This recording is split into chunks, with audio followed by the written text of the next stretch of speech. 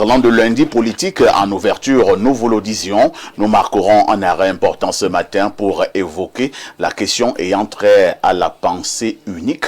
Quel est le regard que vous jetez sur cet état de choses en République du Cameroun sur le plan politique? Avez-vous l'impression que la pensée unique est toujours restée de mise, ou alors cette pensée unique a été reléguée au calendrier grec? Nous allons le vérifier avec nos invités ce matin. Je commence par Monsieur Raymond Chia Zok. Raymond Chia Zok, est-ce que les Camerounais sont de plus en plus libres sur le plan politique? La pensée unique a-t-elle été enterrée? Non, vous savez qu'il est difficile qu'on pense qu'on a enterré la pensée unique sur le plan politique. Il faut véritablement établir une différence entre la pensée de manière générale, parce que nul n'est moins seul que le solitaire qui médite dans sa pensée. Chacun de nous est libre de penser ce qu'il veut. Ça, c'est de manière générale. Mais sur le plan politique, il y a une espèce de prison.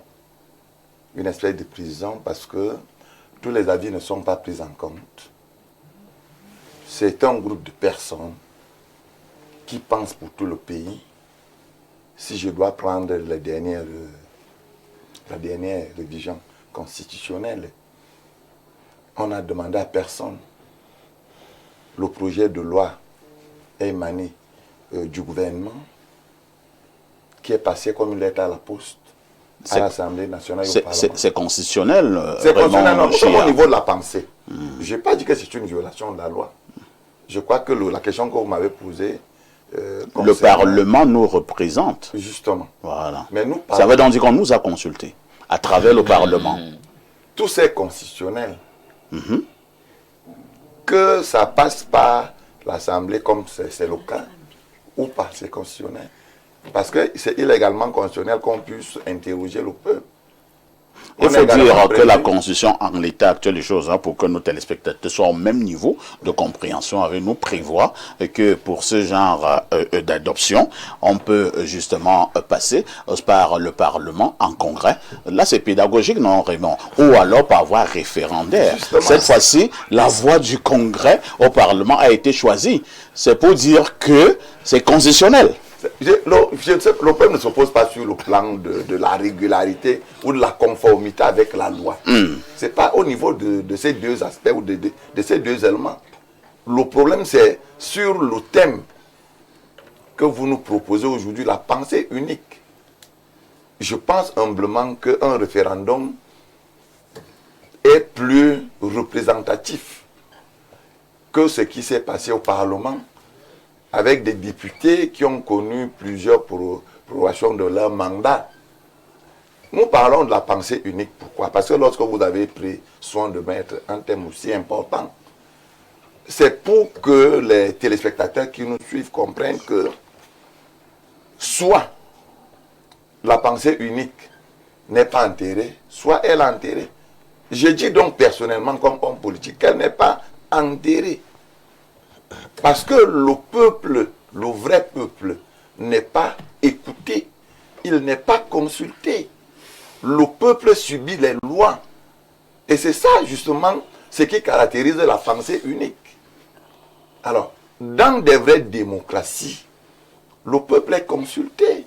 Quel est ce pays où le peuple subit les prorogations de mandat? Quel est ce pays où le peuple est surpris de ce qui lui arrive?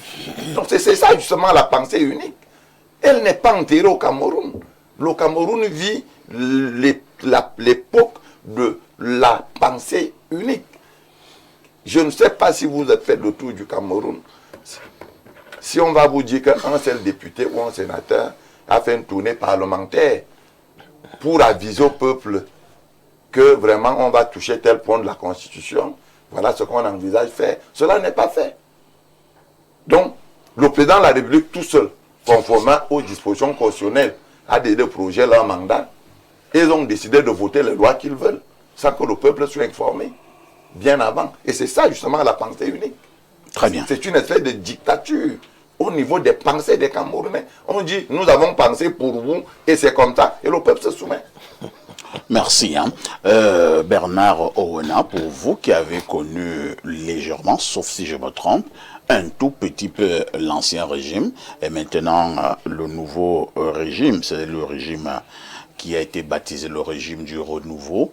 Avez-vous l'impression que sur le plan politique, et lorsque nous parlons de la pensée unique, ou lorsque nous parlons de la libre expression, il y a eu une évolution?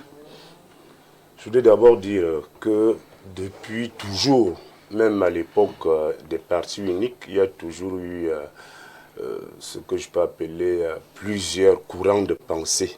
Il y a toujours eu plusieurs courants de pensée, même à l'époque de l'UC, l'Union camerounaise, même à l'époque de l'UNC, l'Union nationale camerounaise, et aujourd'hui, avec le Rassemblement démocratique du peuple camerounais, il y a toujours eu plusieurs courants de pensée. Même dans les partis dits de l'opposition, en interne, même si on a remarqué depuis le retour au multipartisme en 1990 que la plupart des leaders qui sont venus, qui ont pensé et porté des projets de créer des partis politiques, se sont accaparés, se sont mis dans la peau de propriétaires de ces partis politiques, au point où c'est leur vision qui était, j'allais dire, qui prenait le pas sur la volonté de l'immense majorité des membres et sympathisants de ces partis politiques. Il y a toujours le problème de pensée unique, je ne pense pas, aujourd'hui, comme depuis toujours, il y a dans les partis politiques, pour parler que des partis politiques qui sont des associations de droit privé, il y a des gens qui pensent autrement que le leader, que le fondateur, que le président de ce parti politique. Au sein du RDPC, depuis toujours, on a connu, à l'époque où le RDPC était seul, en 1988, il y a eu des élections pluralistes au sein même du parti, où des candidats venaient pour se soumettre au vote des militants. Donc ça, c'était une façon de dire que non, la pensée unique, je dis, même à l'époque du parti unique, il n'y avait pas de pensée unique. Donc aujourd'hui, le vrai problème qui dérange mon ami Raymond, puisqu'il est président d'un parti politique, c'est qu'au Cameroun, dès que quelqu'un crée son parti politique, il en fait son épicerie. Il en fait son épicerie, c'est lui qui dicte sa loi, c'est lui qui donne l'orientation, c'est sa femme qui est trésorière. Donc de ce côté, la pensée unique sévit. Je pense que si vous avez connu John Frundi avec le SIF, vraiment, John Frundi, dès que vous dérangiez un peu, c'est le 8-2 qui vous frappait. C'est-à-dire, il était même interdit de penser autrement que John Frundi. Il était interdit de penser, parce que les gens parlent de démocratie pas quand il s'agit du RDPC. Je dis, si vous avez connu John Frundi à l'époque, à la belle époque, où il était vraiment le patron absolu. Le chairman lui-même. Il faut expliquer aux téléspectateurs ce que revêt le 8-2. Le 8-2, c'était une sanction qui ne prenait pas la vie de la majorité des membres. C'est-à-dire, on l'appliquait, si vous avez manqué de déférence au président, au chairman, on vous frappait, vous étiez frappé. Et on vous chasse du parti. Vous étiez chassé comme un malpropre du parti et vous allez parler seulement et pleurer dehors. Donc c'était le SIF qui nous a démontré que un parti, même fut-il parti du peuple, power to the people, power to the people, non, ça c'était des slogans. Mais dans la pratique quotidienne, dans nos partis, on a connu donc avec John Frundi. À l'UNDP, vous savez que le président Bello Bouamaïgari reste président, même comme il a démissionné du gouvernement. C'est lui qui dit ce qui doit être fait.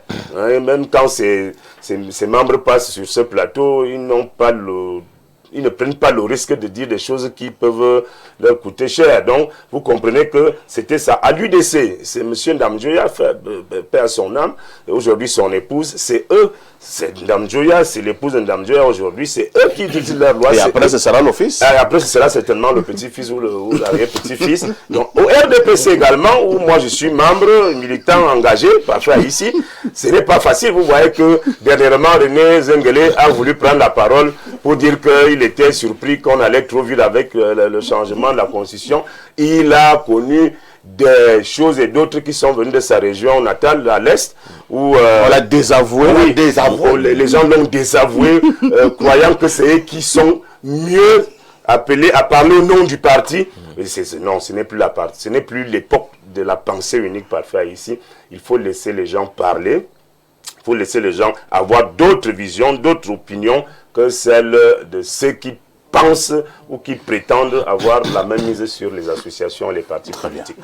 Madame Antoinette Ekouane, au moment où nous parlons de pensée unique, nous restons dans la pensée unique, mais je vous amène sur un autre terrain. De plus en plus, enfin, depuis quelques années, nous pensions que cette affaire de pensée unique, c'était simplement au niveau du parti au pouvoir, hein, mais nous avons eu des cas, et comme je viens de le relever avec ma extria Bernard Owana, que même au sein de l'opposition, c'est parfois plus virulent pour ce qui est de la pensée unique. On a certains leaders de partis politiques dans ce pays qui n'acceptent pas être critiqués.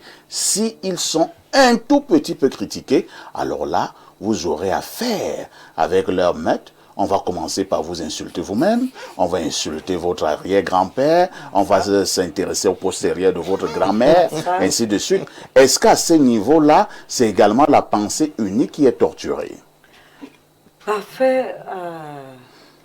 Je dois avouer que j'admire ton intelligence. Merci. Et surtout, vraiment, la dextérité de trouver des sujets qui dérangent. Vraiment, vous trouvez des sujets qui dérangent. Votre sujet aujourd'hui dérange. Ça dérange tout le monde. Je ne vais pas revenir sur ce qu'a dit mon copanéliste qui a parlé avant moi, Raymond. Mais c'est ce que la pensée unique n'a jamais disparu. Nous sommes dans la pensée unique. C'est ça. Même dans la Bible, je vais aller à la Genèse. Dieu n'a pas voulu de pensée alternative. Dès que Lucifer, l'ange le plus beau qu'il a créé, a voulu s'écarter. Il a chassé du ciel. Donc les hommes n'adhèrent qu'à ce qui est depuis la nuit des temps. Donc qu'un parti politique, quel qu'il soit au Cameroun, veuille me démontrer qu'il est dans la démocratie, c'est un leurre. Ah bon? Non, c'est un leurre parfait. Il a si bien démontré. Même le parti de Raymond Chia? Je dis, je n'ai pas besoin de citer.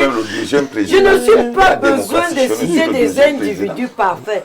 Je dis, tous les partis politiques, c'est la pensée unique. C'est la pensée unique. Regardez comment on dirige ces partis politiques. Il y en a qui sont des présidents ad vitam aeternam, comme on dit souvent. D'autres sont même parfois allés se balader, ils sont revenus. Hein. Mais qui ont toujours leur parti politique dans le sac. Parce qu'ils le sortent quand ils le veulent, ils placent qui ils veulent, et ils enlèvent qui ils veulent. Donc, mais c'est quelle pensée c'est toujours la pensée unique. Parce que, pourquoi? La pensée qui doit être fondée sur une philosophie d'ouverture, c'est une pensée qui est concentrée sur l'égocentrisme humain. C'est exactement ça. L'homme, le président d'un parti politique, le président d'une association, parce que c'est vrai que c'est lundi politique, mais on peut faire une digression dans les associations, bien les sûr. ONG et tout. Donc, le président d'un parti politique, le président d'une association, en fait, quand on dirige, on n'accepte pas beaucoup une pensée alternative. C'est extrêmement difficile. Et même s'il faille critiquer, il faut d'abord entrer dans la vision de la personne qui a la pensée et essayer de voir comment, sans aller de front pour critiquer cette pensée, essayer de la contourner. Vous venez de prendre le cas de notre député qui est jeté à la vindicte populaire. Oh, il n'a pas dit quelque chose d'étrange. Mais comme les mentalités sont formatées dans la pensée unique, dans la vision, on voit l'individu, on ne voit pas la pensée, on ne voit pas la réflexion philosophique qui peut découler de ce qu'il dit. On a juste vu qu'il a attaqué de front le président de son parti politique et tout le monde s'est grippé. Donc, je dis ton sujet, il dérange. Il dérange parce que il met à nu, justement, la gestion de nos différents partis politiques, la gestion de nos ONG, la gestion de nos associations et la gestion de tous ceux qui ont un pan de pouvoir pour essayer d'accompagner les êtres humains. Merci, Henriette Ekwan, François Mboké. Tant qu'il y aura la pensée unique, est-ce qu'on parlera de véritable démocratie? Pas du tout, parce que c'est contraire. La pensée unique et démocratie ne vont pas ensemble. Je pense que démocratie veut dire plusieurs pensées aussi. Et malheureusement, les cas que mes prédécesseurs ont cités sont légion et illustrent à suffisance ce que nous vivons au Cameroun. Je peux citer ces pères de famille qui ont été chassés aujourd'hui, juste parce que peut-être sont passés à une émission comme celle-ci. Ah bon? Oui. Et ils ont été chassés des partis politiques. Ils ont été même licenciés parfois. Ils ont même, ou alors parfois votre épouse pense que le parti où vous êtes n'est pas bien, elle est pas dans son parti, et puis vous connaissez comment ça se fait chez nous. Donc la pensée unique reste appliquée, et alors on peut dire dans une douceur, mais très, très, très infernale. Il y a pas, je ne peux pas seulement vous citer, mais la semaine dernière encore, il y a quelqu'un qui a été frappé, juste parce qu'il a pris position lors de certains événements passés. Quelqu'un là, c'est qui? Enfin, juste pour notre culture. Non, on en a parlé. On va pas citer les contemporains. Mais je dis, rendu à 2026, 90-2026, le temps aurait pu permettre que les confrontations soient idéologiques et non physiques, tel que ça se voit aujourd'hui. Et si je viens à ce parti que vous citez, le RDPC, vous savez, là-bas, ils sont absolument intolérants. Ah bon? Oui.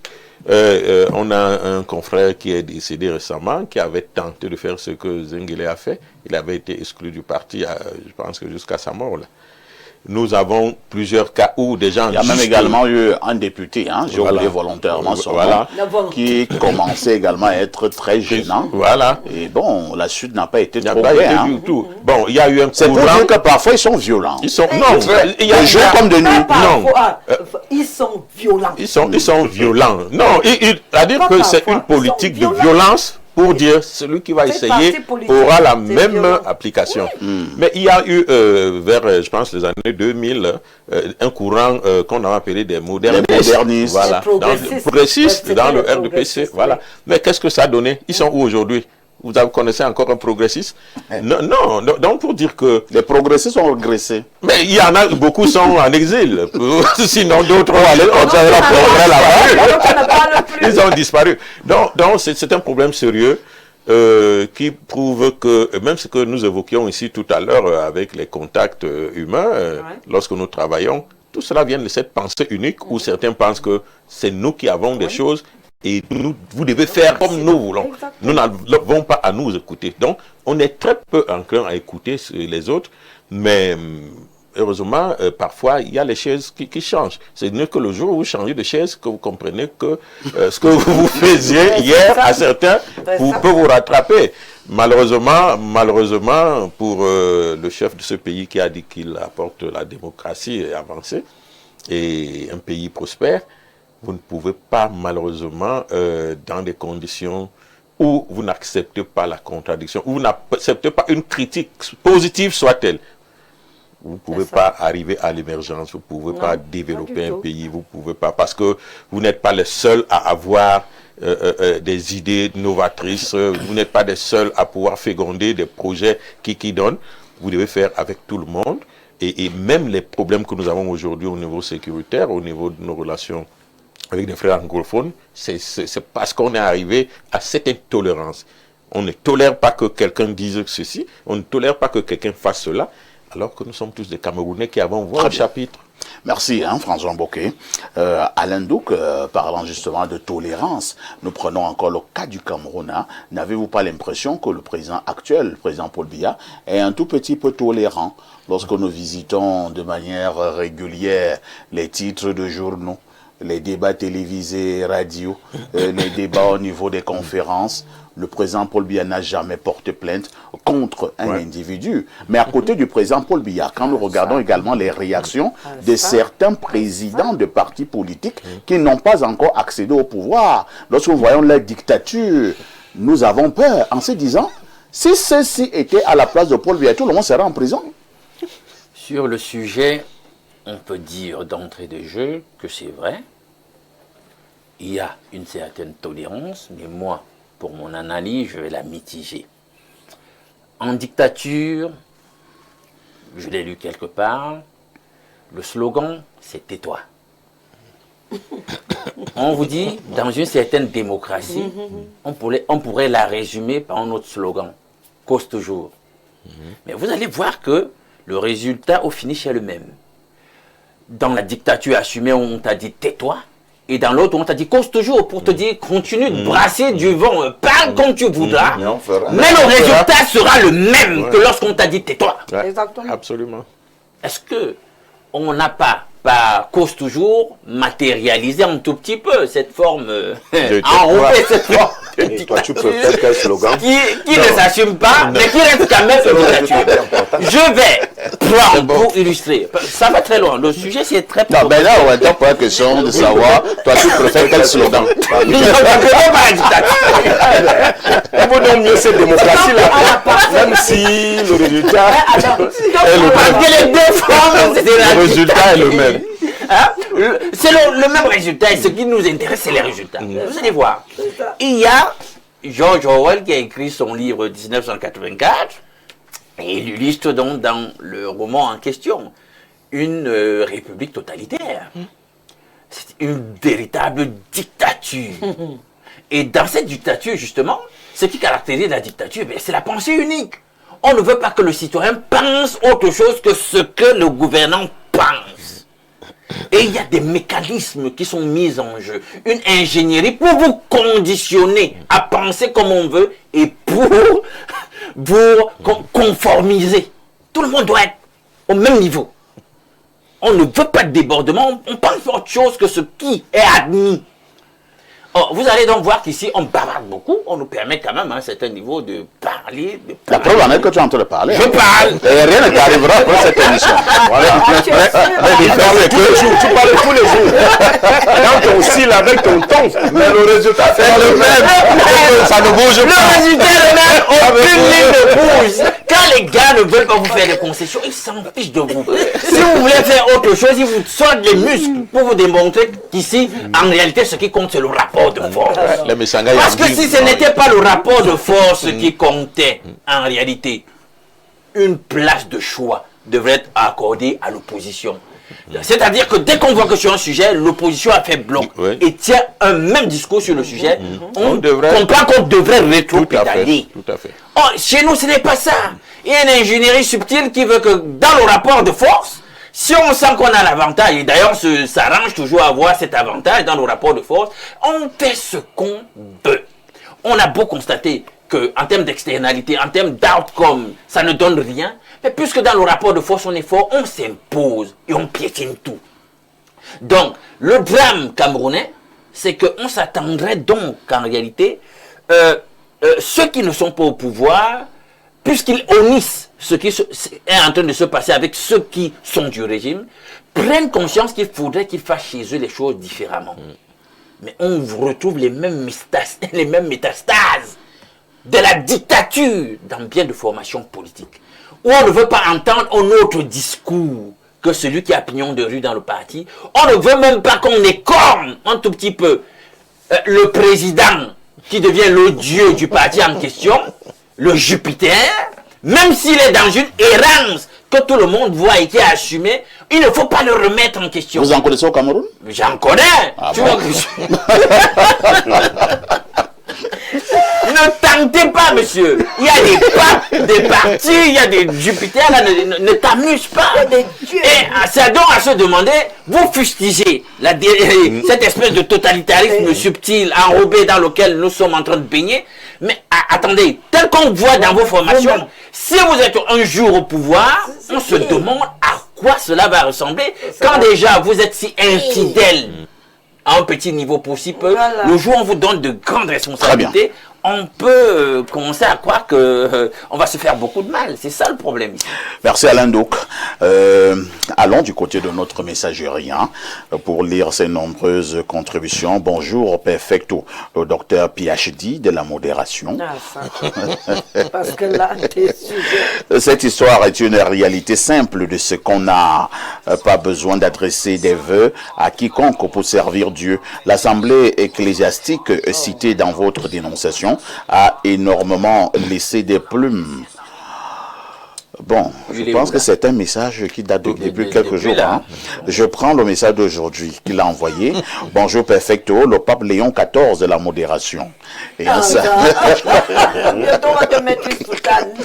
un salut particulier à tous vos brillants panélistes. Les saintes écritures nous enseignent que si le grain de blé tombé en terre refuse de mourir, la moisson de l'espoir ne pourra jamais fleurir. La pensée unique est tombée en terre au Cameroun, mais elle n'a jamais été enterrée. C'est pourquoi nous la voyons se balader avec arrogance dans les décisions d'État et de souveraineté par nos dirigeants. Et pour faire du coloriage, on essaye par des mécanismes ubuesques de camoufler, de laisser transparaître une certaine tolérance. C'est Luc le paysan dans l'âme depuis Kribi. La pensée unique signifie l'interdiction pour un tiers de penser autre chose que le porteur de l'idée dominante. Or, actuellement, il n'est pas interdit de prendre la parole, on peut la prendre sans être inquiété. Seulement, la vie est une joute sociale où le rapport de force est permanent. La crise de parole, la prise de parole dans certains cadres est réglementée. La démocratie ne signifie pas prise de parole désordonnée, au risque de mettre en péril certains équilibres. La discipline. Un autre message ce matin, je vous amène au plus 49, c'est un message de l'Allemagne.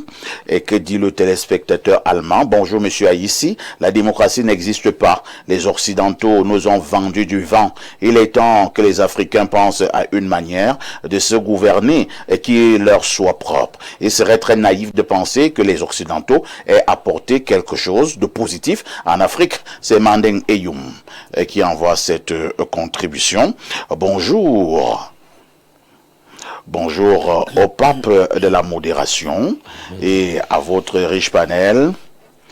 Un parti politique qui tient régulièrement ces congrès touchant à tous les aspects, notamment les textes qui les organisent, l'élection de ses dirigeants.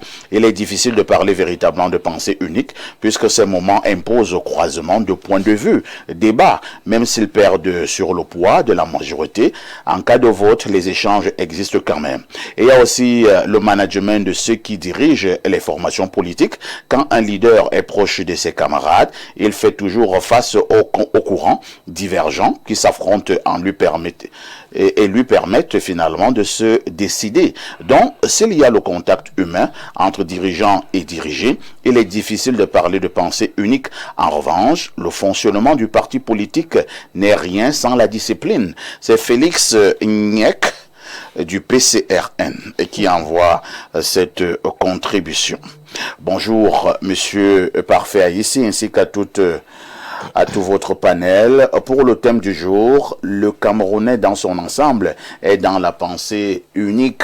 Au-delà de la démonstration faite par un de vos panélistes, il faut voir dans les réseaux sociaux, c'est chacun qui pense qu'il est le maître de conscience des autres. Je vais m'appuyer sur deux faits. D'abord, la basse version Camto, ainsi qu'avec toute sa meute cybernétique qui avait instauré corps, Camto ou rien. Je vais encore m'appuyer sur le cas de Vanister qui passe actuellement. Ce jeune est mangé dans toutes les sauces pour avoir donné son opinion sur la situation du pays. C'est Emmanuel Eboko à Yaoundé qui envoie ces messages. Raymond Chiazok, c'est vrai, nous parlons de pensée unique. Allons justement au niveau des réseaux sociaux. De ce côté-là, on a l'impression que c'est violent, c'est brutal et parfois nous frisons la sauvagerie. Dès que quelqu'un dit A, toi tu viens dire B, si naturellement vous n'êtes pas en accord, ce sont des insultes. C'est le dénigrement et tout ce qui va avec. Vous savez que les réseaux sociaux sont libres. Il n'y a pas de barrière. Qui a dit ça?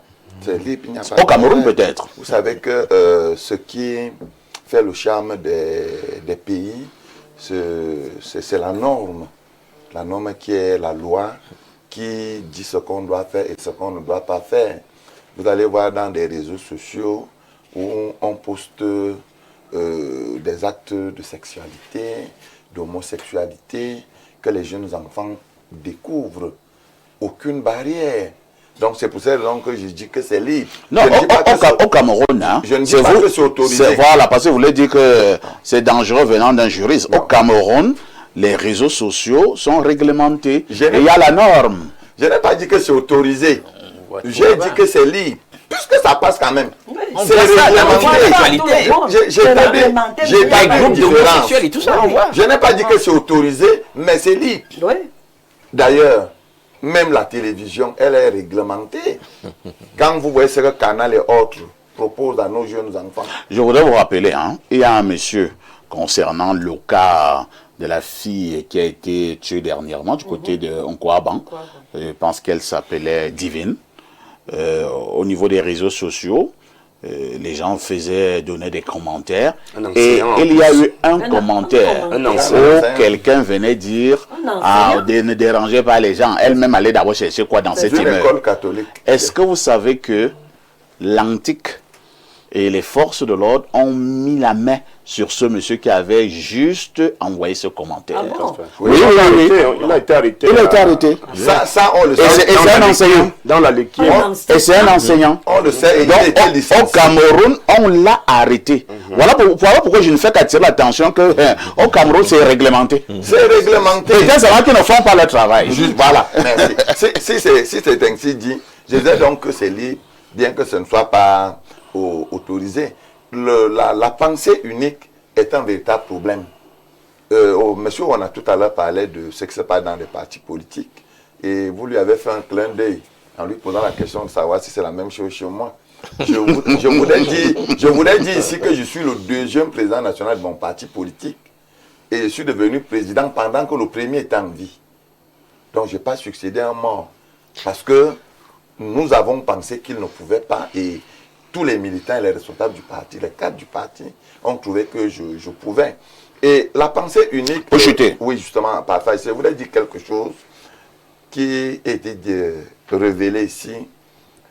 Lorsque le patriarche, le sénateur Zengele, prend la parole au Sénat, il prend la parole comme le doyen d'âge du Sénat. Il ne prend pas la parole comme fils de l'Est. Et comme sénateur, il est nommé par le président de la République. Il n'est pas élu. Ça veut dire que l'élite politique de l'Est qui se lève, c'est fortement trompé. Cette élite s'est trompée. Et c'est justement l'intolérance là. L'idée selon laquelle il y en a qui pensent mieux que les autres. Que toute une région, les gens fassent une réunion pour dire nous désavouons tel. En quelle qualité vous le faites? Qui vous a donné ce mandat? Donc, pour dire que la pensée unique est un véritable problème. Vous allez voir que dans toutes les régions, vous parfois ici, vous êtes là, vous êtes une élite, vous avez fréquenté, vous avez de la famille, vous suivez une communauté qui dit que les élites du centre ont décidé de soutenir le candidat Chia. Mais parfois ici, lui n'est plus élite du centre. Est-ce qu'ils vont consulter? Voilà. Qui leur a donné mandat? Vous voyez, c'est justement, c'est un problème. Et on n'a pas eu assez de temps justement. Parce que vous avez choisi aujourd'hui un thème important qui touche plusieurs entités, qui touche plusieurs aspects de notre pays. Bon, malheureusement, on a dit ce qu'on peut dire. Au niveau de la pensée.